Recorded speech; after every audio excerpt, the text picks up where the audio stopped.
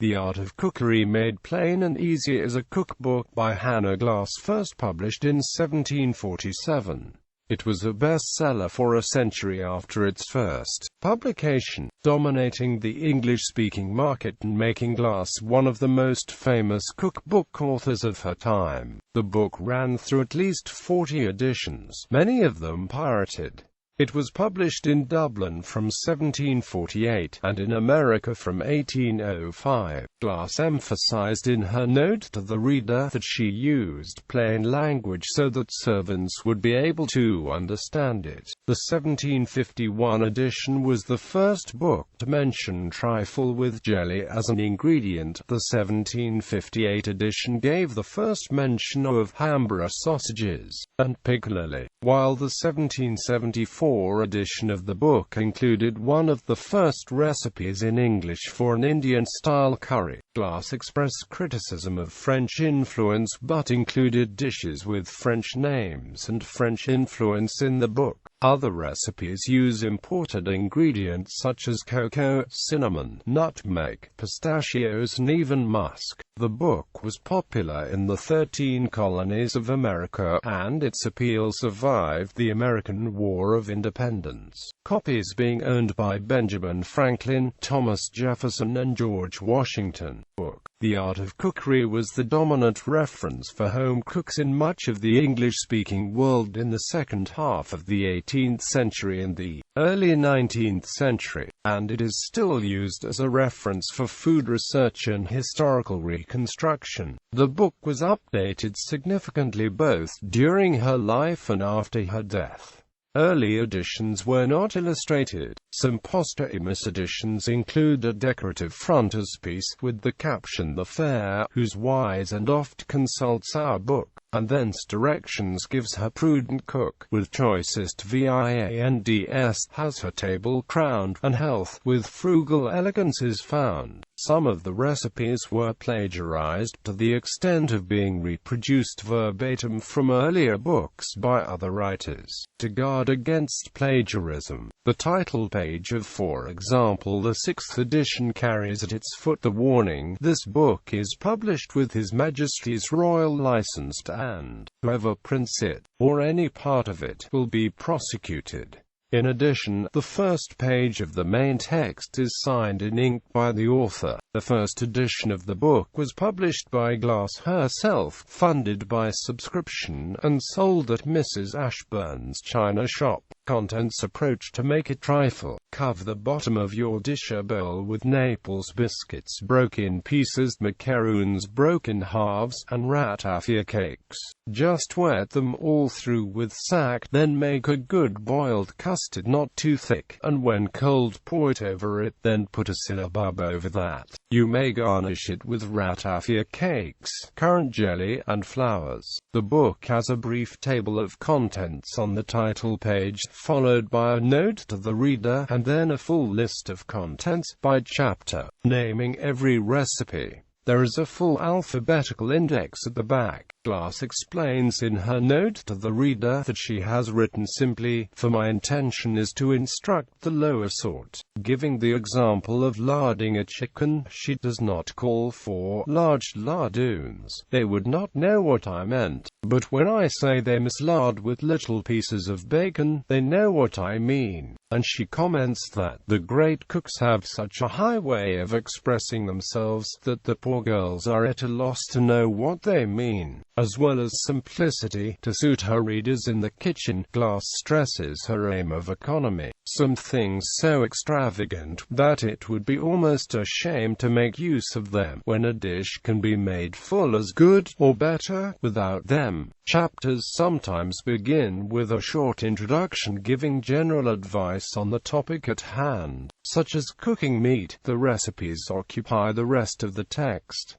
The recipes give no indication of cooking time or oven temperature. There are no separate lists of ingredients where necessary. The recipes specify quantities directly in the instructions. Many recipes do not mention quantities at all, simply instructing the cook what to do. Thus, sauce for larks. Larks, roast them, and for sauce have crumbs of bread. Done thus: take a saucepan, a stew pan, and some butter. When melted, have a good piece of crumb of bread, and rub it in a clean cloth to crumbs. Then throw it into your pan. Keep stirring them about till they are brown. Then throw them into a sieve to drain, and lay them round your larks. Foreign ingredients and recipes. Glasse set out her views of French cuisine in the book's introduction. I have indeed given some of my dishes French names to distinguish them, because they are known by those names, and where there is great variety of dishes, and a large table to cover, so there must be variety of names for them, and it matters not whether they be called by a French, Dutch, or English name, so they're good, and done with as little expense as the dish will allow. An example of such a recipe is to adobe pigeons. Adobe is a rich French meat stew from Provence, traditionally made with beef. A goose a la mode is served in a sauce flavored with red wine, homemade ketchup, veal sweetbread, truffles, morels, and mushrooms. She occasionally uses French ingredients to make her rich cake. Includes half a pint of right French brandy, as well as the same amount of sack.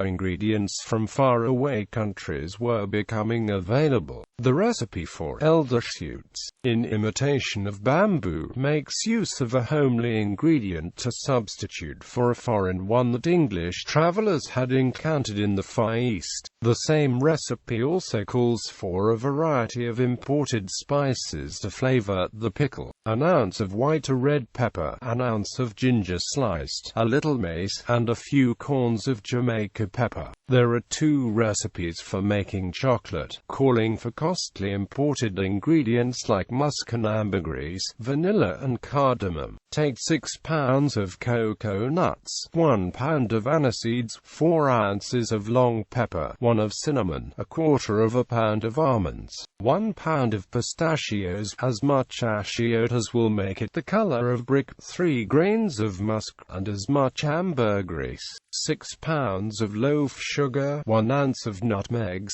Dry and beat them, and fierce them through a fine sieve. Reception. England. The Art of Cookery was a bestseller for a century after its first publication, making Glasse one of the most famous cookbook authors of her time. The book was by far the most popular cookbook in 18th century Britain. It was rumored for decades that despite the byline it was the work of a man, Samuel Johnson being quoted by James Boswell as observing at the publisher Charles Dilly's house that women can spin very well, but they cannot make a good book of cookery. The Foreign Quarterly Review of 1844 commented that there are many good receipts in the work, and it is written in a plain style. The review applauds Glasse's goal of plain language, but observes, this book has one great fault: it is disfigured by a strong anti-Gallican prejudice.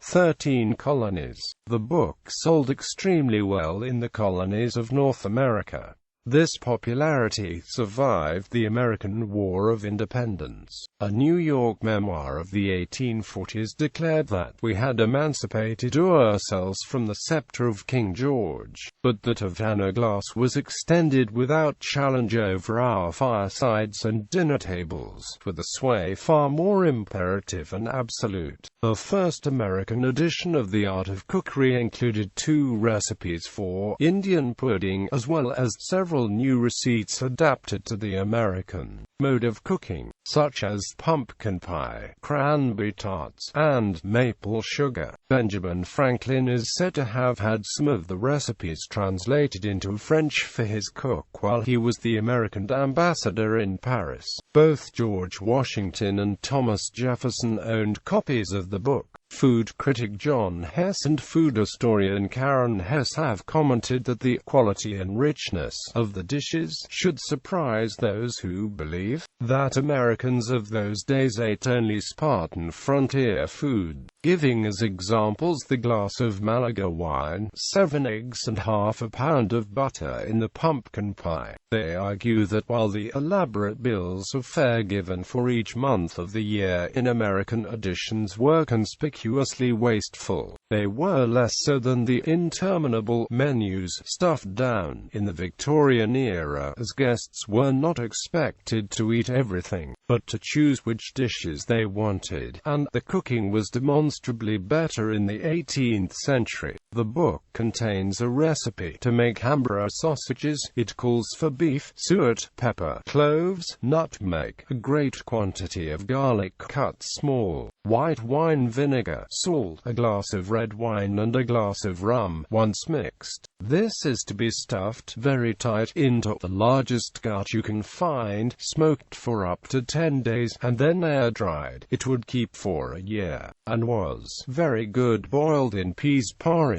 and roasted with toasted bread under it, or in an omelette. The cookery writer Linda Stradley, in an article on hamburgers, suggests that the recipe was brought to England by German immigrants. Its appearance in the first American edition may be the first time Hambra is associated with chopped meat in America. Modern opinions. Rose Prince, writing in The Independent, describes Glasse as the first domestic goddess, the queen of the dinner party, and the most important cookery writer to know about. Quote, she notes that Clarissa Dickson Wright makes a good case for giving Glasse this much credit, that Glasse had found a gap in the market, and had the distinctions of simplicity, an appetizing repertoire, and a lightness of touch. Prince quotes the food writer B. Wilson. She's authoritative, but she is also intimate, treating you as an equal, and concludes, a perfect book, then, one that deserved the acclaim it received. Jane Schilling, writing in Mail Online, agrees, noting that Glasse writes in the same sort of chatty, intimate style that makes Delia and Nigella's books so comforting for the novice cook. Glasse concludes one chapter, "You must adjust as you like it." Cookery writer Laura Kelly notes that the 1774 edition was one of the first books in English to include a recipe for curry. To make a curry the Indian way, the recipe calls for 2 small chickens to be fried in butter, the ground turmeric, ginger and pepper to be added, and the dish to be stewed, and for cream and lemon juice to be added just before serving. Kelly comments that the dish is very good, but not quite a modern curry. As you can see from the title of my interpreted recipe, the modern dish most like it is an Eastern butter chicken. However, the Hannah Glasse curry recipe lacks a full complement of spices and the varying amounts of tomato sauce now so often used in the dish. Quote, Cookery writer Sophia Waugh said that Glasse's food was what Jane Austen and her contemporaries would have eaten. Glasse is one of the 5 female writers discussed in Waugh's 2013 book Cooking People, the writers who taught the English how to eat. Legacy. Ian Mays, writing in The Guardian, quotes Breer's Dictionary of Phrase and Fable as stating, "First catch your hare." This direction is generally attributed to Hannah Glasse, habit maker to the Prince of Wales, and author of The Art of Cookery Made Plain and Easy. Her actual directions are, take your hare when it is CASD, and make a pudding. To case means to take off the skin. Mays notes further that both the Oxford English Dictionary and the Dictionary of National Biography discuss the attribution. As at 2015, Scott Herritt's South End restaurant in South Kensington, London serves some recipes from the book. The Nourished Kitchen website describes the effort required to translate Glasse's 18th-century recipes into modern cooking techniques. Additions. The book ran through many editions, including